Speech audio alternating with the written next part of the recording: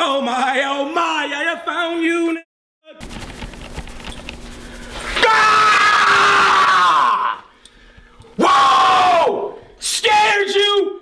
Rockstar! Before Mario Judah would explode onto the music scene with songs like Crush and Die Very Rough. Before Mario Judah would get a co-sign from Lil Uzi Vert as one of his new favorite artists. Before Mario Judah would have over 22,000 followers on Twitter, 195,000 followers on Instagram, and over 32,000 subscribers on YouTube at the time of this recording. Mario Judah exists in something of a musical Twilight Zone, a cross-section of opposing styles, hip-hop, and alt-rock. Like a mixture of Ozzy Osbourne and Playboi Carti. This might seem like an odd juxtaposition, but it's really not all that new. Just check out acts like Limp Bizkit, 3-6 Mafia, and Cypress Hill. The thing is, Judah's true uniqueness comes in his unbelievable delivery. You know, you have Mario Judah, and then you have Mario Douglas. See, right now I'm Mario Douglas. I'm speaking to you like a man. There's no reason for me to die, you know what I'm saying? We're having a collective conversation, but my man comes in like a wrecking ball to steal praise from another musical sensation who's decidedly nothing like him. Judah's been plugging away at the music game for a hot minute now, but this past September, he began to see some real success with his single, Die Very Rough. His delivery in that song has been compared online to that of a Disney villain, which means that the track was ripe for becoming a meme sensation and accomplished just that thanks to TikTok. Because I'm here now, you know what I mean? Like, you can say whatever you like, thank you. Like, you feel me? I'm here now, you feel me? So they're gonna keep saying, well, whatever he looks like this, thank you. I'm here now. With notoriety coming his way with a 21-year-old from Georgia with a once-in-a-generation talent, he is finally seeing his career pay off. What's up, guys? It's your girl Azalea Hart back at it again with a brand new video, this one taking a look at one of the most recent internet sensations making the rounds, the creative force that is Mario Judah. This young man has fine-tuned his game and worked towards this moment for a while now. So I'm happy for him that things are finally coming together and that he's redefining what it means to be a modern-day rock star. Be sure to follow me on Instagram at AzaleaZoe and follow at Before They Were Famous to get in touch and let me know what you thought of the video. All right, let's get into his story.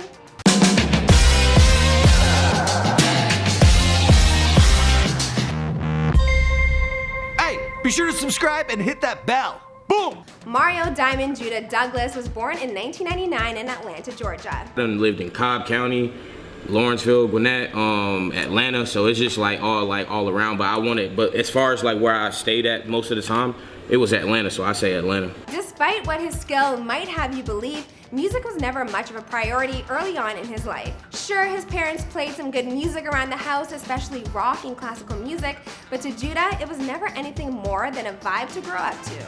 My father actually was the one that really got me going and listening to rock music, you know what I'm saying? Like him, he was a fan of that growing up more than hip hop. It was clear from an early age that Judah was extremely gifted in musical sense. His dad once told him that when he was still only a baby, 10 months old to be exact, he was able to keep a steady beat on a drum set. I really wish we had a clip of him doing that though, but come to think of it, it probably looked a little something like this.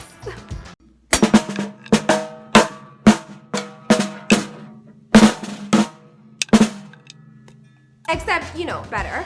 He might have had clear talent, but early on in his life, Judah's plan was to become a teacher. As he grew older, that plan changed a whole lot, and his other great ambition was to become a football player. But as he kept aging, that plan kept evolving. He was also a huge fan of the WWE when he was a kid. He especially enjoyed the video game series SmackDown vs. Raw, and he would rock out every time he heard and saw this. Yeah, I used to play a lot of WWE vs. Raw. It's amazing. I used to listen, time to play the game, all that, you know what I'm saying? The Motor X, all that. I mean, I was right there with you, Judah. Basically, as a kid in the 2000s, he was into all of the most popular things around that time. The action movies, wrestling, 2000s rock music, all of it, Judah just absorbed every detail. By the time he got to high school though, he was getting himself into some trouble. It got to the point where his dad felt like the only option was to send Judah to military school. Judah was shipped out and wound up graduating from there and earning himself a free ride to college where he studied to become a welder. Much like with everything else in his life, Judah displayed a talent for the skill and managed to graduate early at only 17 years old. However, instead of immediately entering the 9-to-5 working world, he instead decided to try his hand at making music. He was introduced to FL Studio and he worked on his first beat for over 18 hours. And worked on that beat and perfected it, finished it, Went to sleep that day, got back up, did another 16 hours on one beat. My pops came home from work, I still was making the same beat, you see what I'm saying? So at the time in his development, Judah was primarily influenced by the musical style of Chief Keef. He told Lyrical Lemonade, his music, his whole energy, everything that he cultivated, you know? Like kids with their shirts off in their living room just doing it organically. It really showed that he had to do this, however, he had to do it. And it just all came to fruition.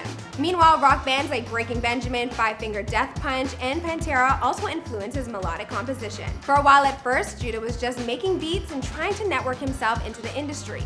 But a lot of his early connections just weren't all that serious about the music or their careers, not like he was. At first, a lot of the people he was working with expected Judah to make free beats for them, which felt like a slap to the face. Eventually, someone gave him the advice that if he started performing hooks himself, he could make himself a lot more money, so that's exactly what he did. Despite initially believing that he would have a career in the background of the music scene as a producer, in January of this year, Judah began recording his own hooks for the first time. When he would let his friends and family listen to them, they encouraged him to release the tracks online. Then, as we all know, the pandemic hit and Judah thought to himself, what's the worst that could happen? So he released his music out into the wild, and his first song was called Crush. Much to everyone's surprise, especially Judah, that's all it took. Crush blew up huge, and every song that Judah has released since then has grown bigger and bigger. Before he knew it, people were reaching out to him to help out, including the production company One Room Media. They asked him to come by their offices and they'd shoot a music video for him free of charge. In a moment of pure serendipity, Judah realized that this partnership was just meant to be. he said, you said, come out here, figure it out, you know, come out here, let's make it happen.